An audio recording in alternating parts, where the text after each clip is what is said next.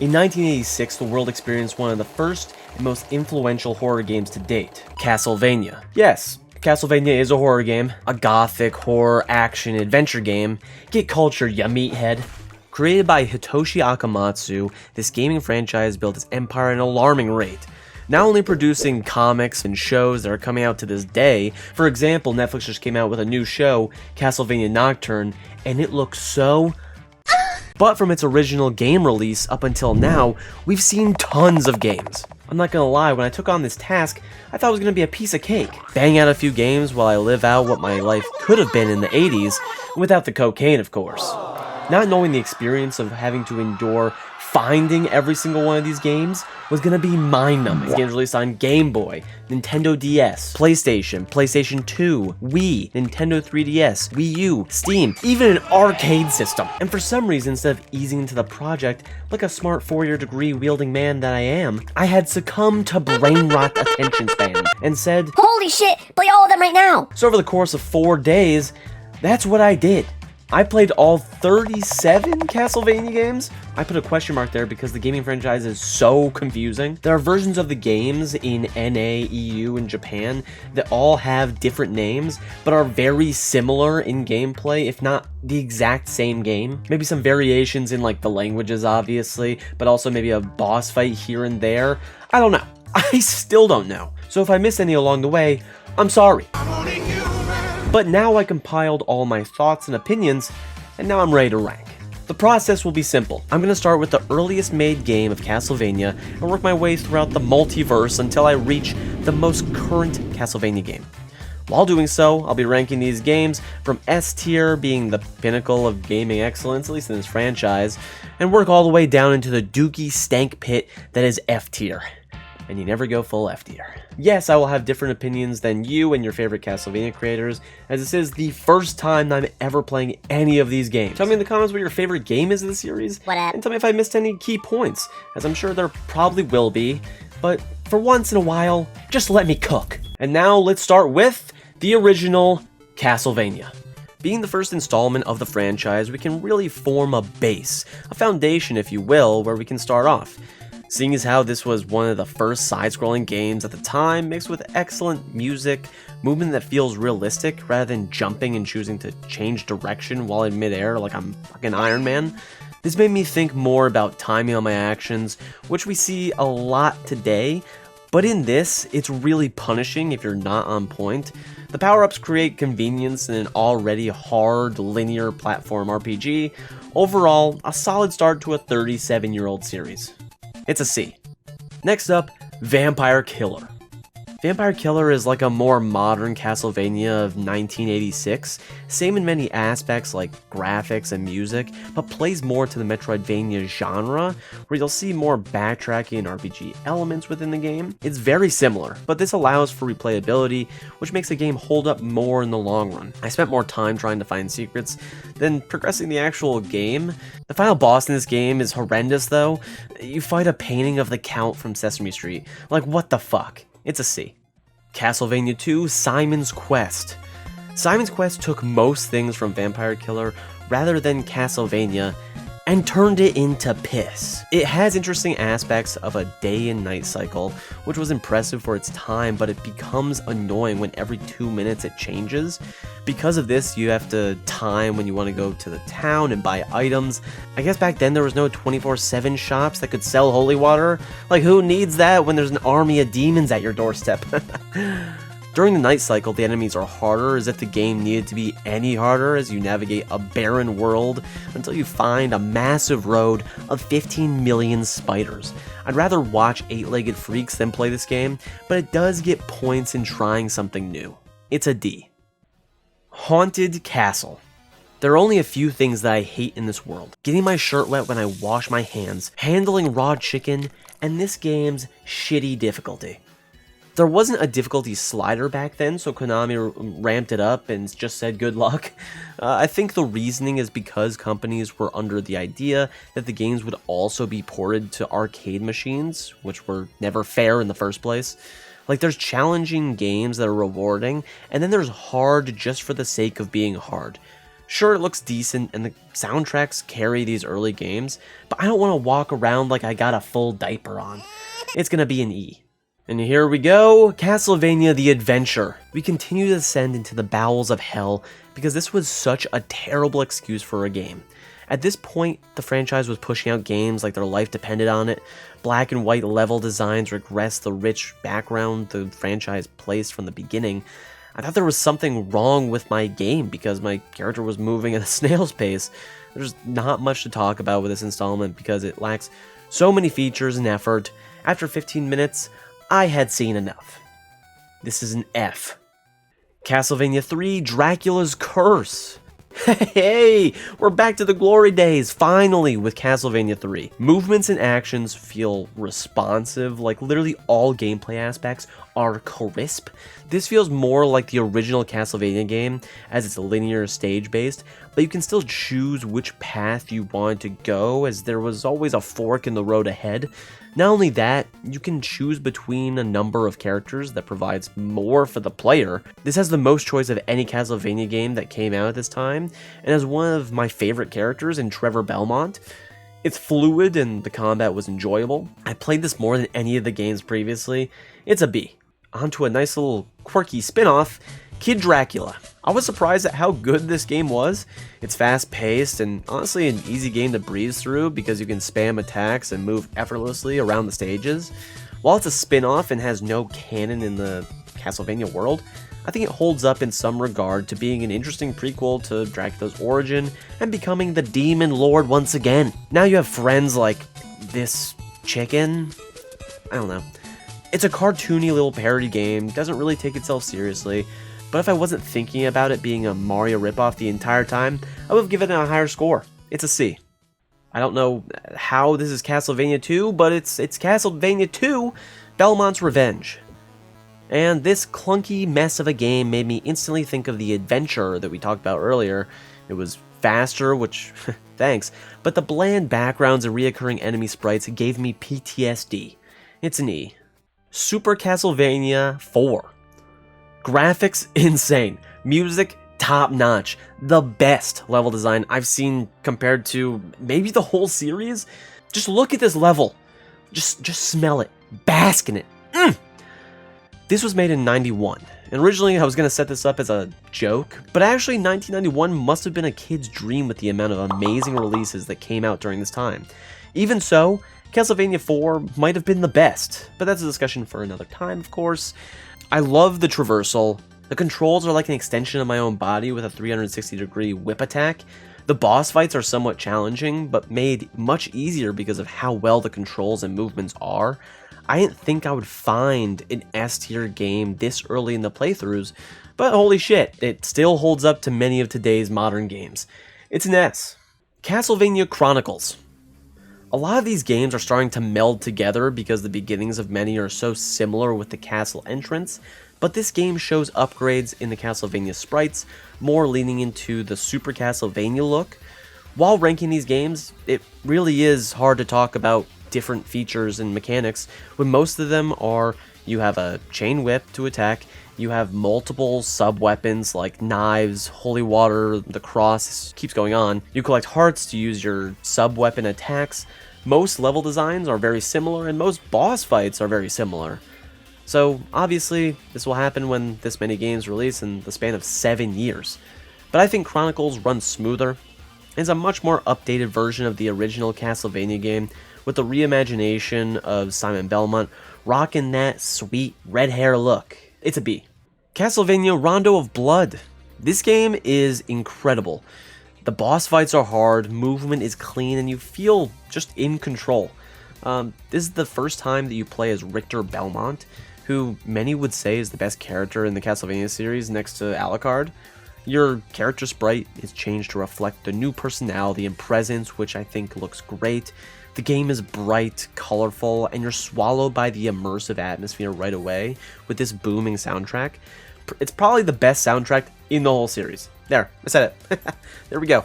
But also when we get into these types of games, we're thinking of Classicvania, which is a term that many people use, as well as Metroidvania. And if you guys don't really understand what that is, Classicvania games is the stage-based linear aspect of Castlevania games. It's not really so much backtracking. Metroidvania is much more exploration RPG, involving backtracking and acquiring of abilities to reach further parts of the game. So there you go. It's a +1 knowledge for you today. I'm overflowing with the blood of the vampire hunter after all. I need to let a little out once in a while. Rondo of Blood gets an A. Castlevania Bloodlines.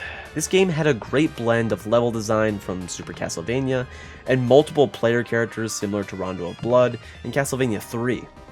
It's a smart decision of taking the best parts of previous games to making a solid product with new characters in John Morris from Texas.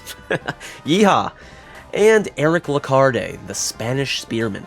Fun experience, and loved the boss battles, except for this one. I could do without this janky nuts and bolts thing. But regardless, it's an A. Castlevania Dracula X. Dracula X is basically the same game as Rondo of Blood, without the second playable character in Maria. I actually played this before Rondo of Blood, and I really loved it. As I played more though, I noticed times that the hitbox is not registering my attacks, while enemies are able to hit you from many pixels away. It was definitely a frustrating experience, but getting past that and enjoying the challenge and music, you get lost in the experience, to be honest. And this is going to be an A as well. Next is Castlevania Symphony of the Night. This is what all Castlevania fans have been waiting for. Yeah, I'm talking to you, buddy. This is actually the only game that I've heard of from the franchise and saw 5+ years ago during an SGDQ run. This is like a speedrun event for people who don't know. I went into this game trying to look more in depth in the game mechanics, itemization, animations, level design, soundtrack, basically everything way more in depth than the previous, mainly because this is pronounced to be the greatest in the series and the greatest in the genre. Like, this is what put Metroidvanias on the map and elevated future games. So, after many hours of playing and analyzing like I'm Bill Nye the Science Guy, it doesn't disappoint. This game in general is an incredible time. There's a flow to the game that once you get going, you feel that progression of being stronger with every upgrade, and your remembrance of the castle becomes way more clear.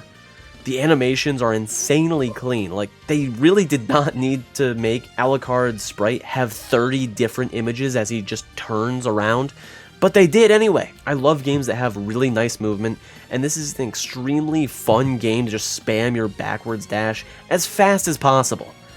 Soundtrack is beautiful, gameplay becomes easier as you move forward, which is kind of nice. Most games level out the difficulty and ramp their strength with yours, but this doesn't.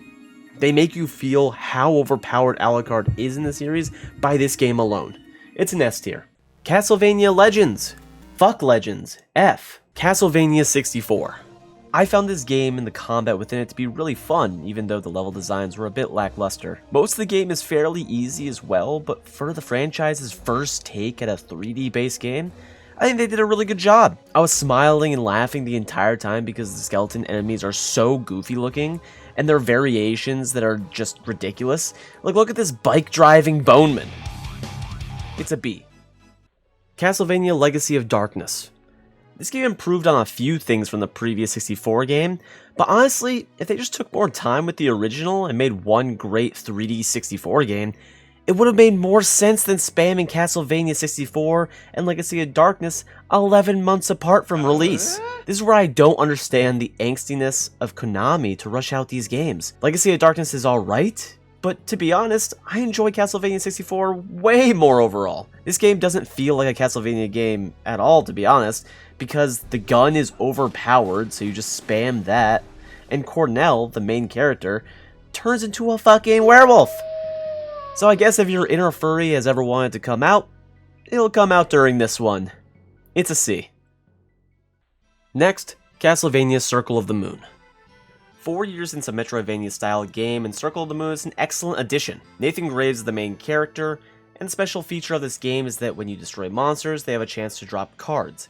Get lucky on some RNG drops, and you acquire that monster's power. Movement at the beginning is slow, and you get the ability running, and that's fine, but you have to double tap the directional button to activate, and I found it to be a bit out of date.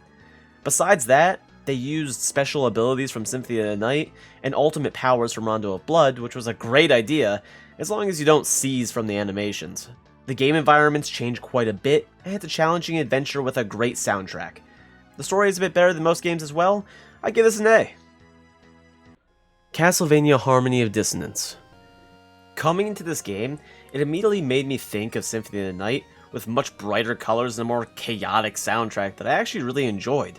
And as I've said many times, movement in games is a make or break on whether I'll find a lot of enjoyment, and this one was even better than any Castlevania game previously because of Juice's ability to dash in both directions without having to face your back to the direction you want to dash to, like Symphony of the Night.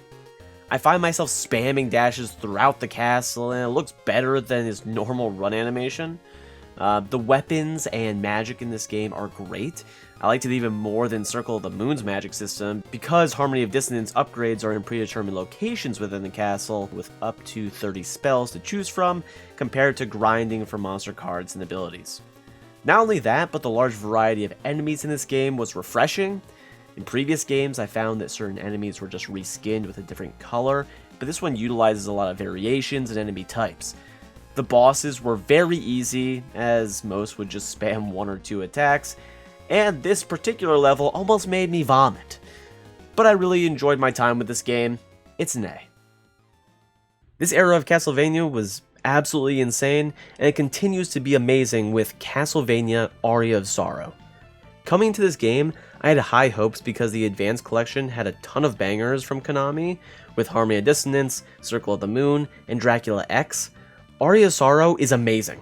The map traversing, the story, and soundtrack of this game are phenomenal. I was really curious what they would do with the magic system, and your main character, Soma Cruz, does the same as Nathan Graves from Circle of the Moon, taking enemy powers and using them for your own, but Soma Cruz just consumes the power. The menu in this game is also probably one of the best to navigate and feels natural to modern day gaming. Once again, movement is fast and combat has variety. Every playthrough is really different depending on how much you favor powers or want to try out different builds. The animations are also extremely clean, mixed in with the art styles of previous games. Personally, I wish Soma Cruz wasn't this anime soy boy. Like, right away, he's talking to someone saying, "Who? You mean me?" It's hard not to roll your eyes at that type of dialogue, especially when you're in this gothic horror setting, but you look past it pretty quickly. People praise Symphony of the Night as a masterpiece, and I understand that. But this is the true peak of the franchise. On to Castlevania Lament of Innocence. Really, if you want to make a good character in a game, make sure his name is Leon and has flowy blonde hair, because I'm hooked. Tell someone who gives a shit. This is a much better rendition and updated version of their 3D games.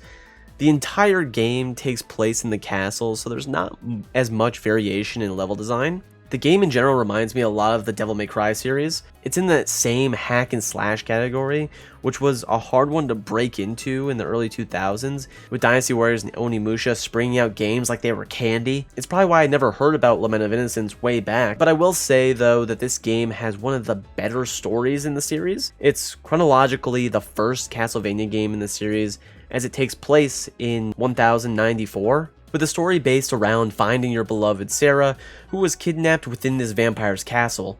Ultimately, you find out a lot more of the history behind the Belmont family, you know, the main vampire hunters in this entire franchise, and the origins of their family's infamous whip, Vampire Killer. Simple and to the point, I guess, even though I still think whipped cream would have been a really good alternative. Lament of Innocence kept me sane with its great story, fun combat, and immersive atmosphere that enticed me to come back for more. It's an A. Castlevania Dawn of Sorrow.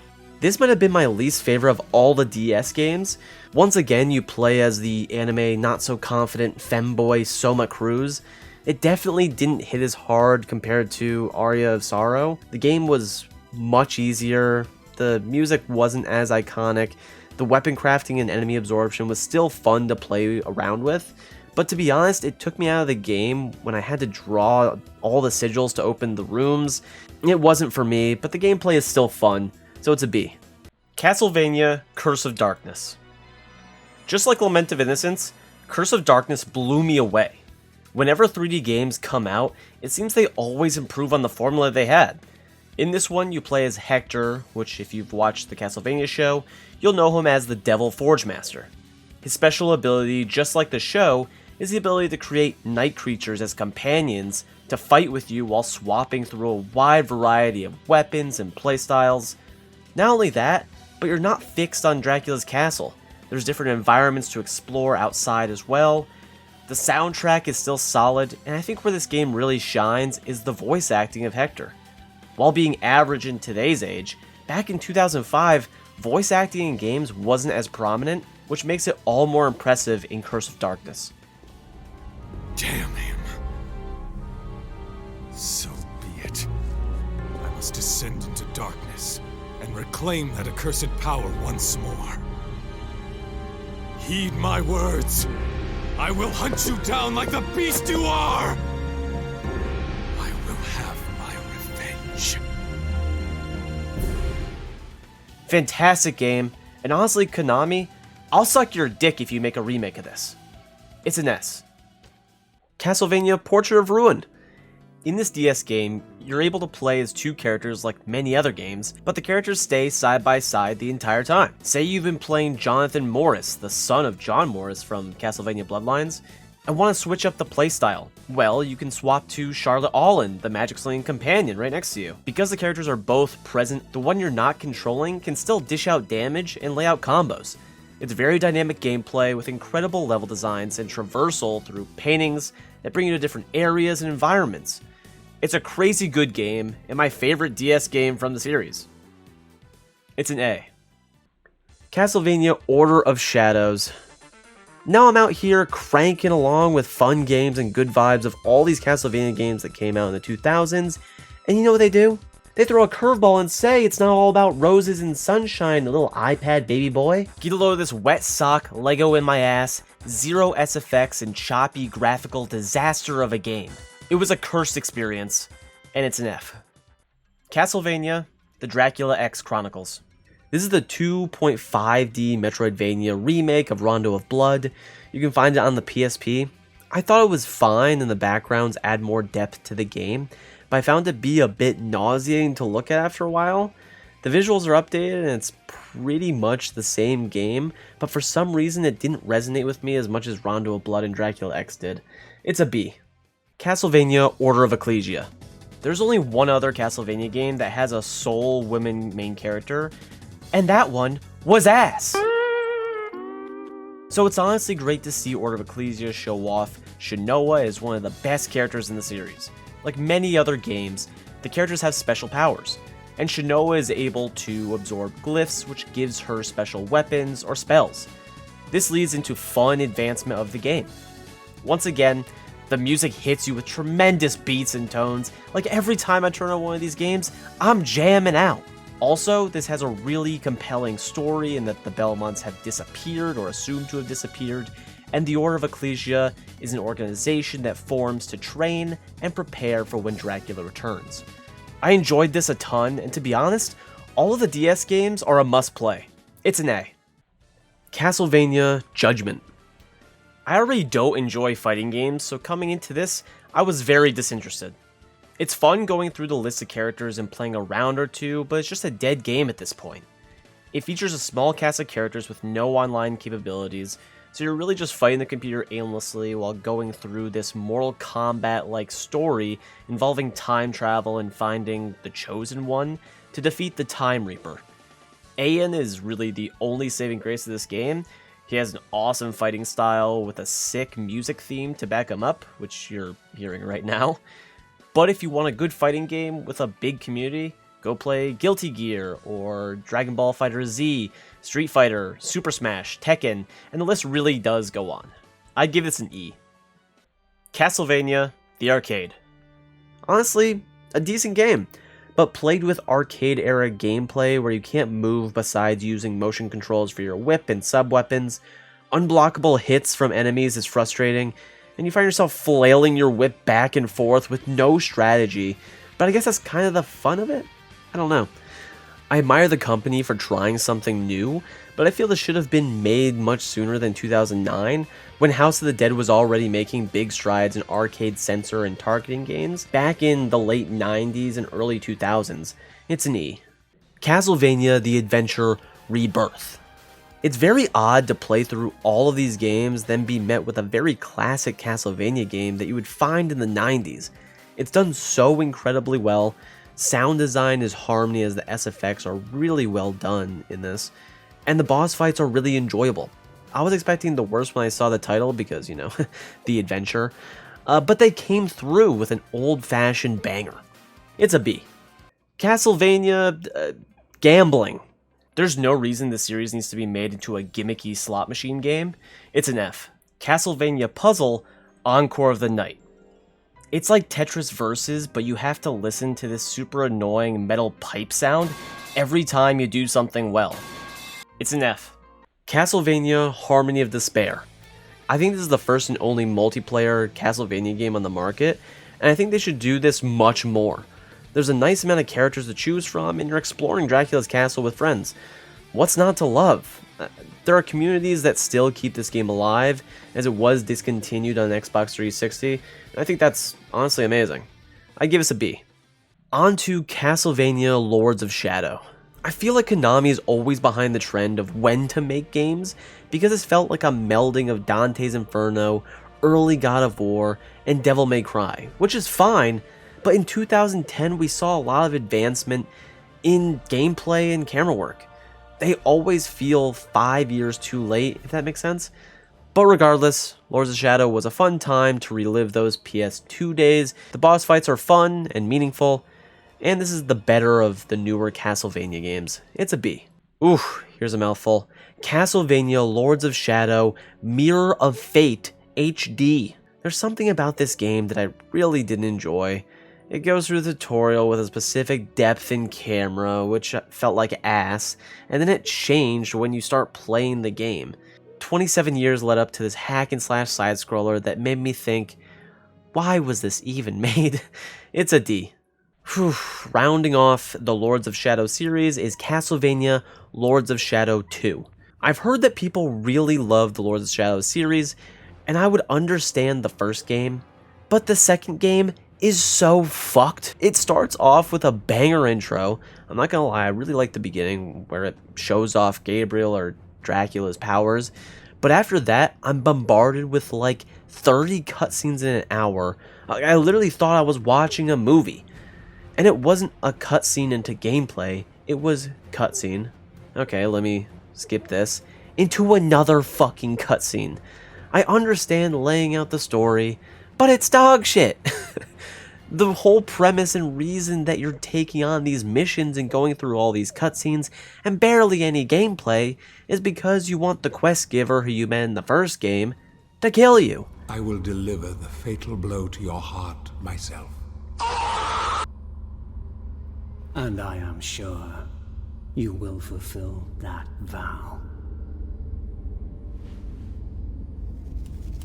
Dog shit. Gabriel is literally the edgiest and most horrendous character I've ever played in this series, maybe in any game I've played.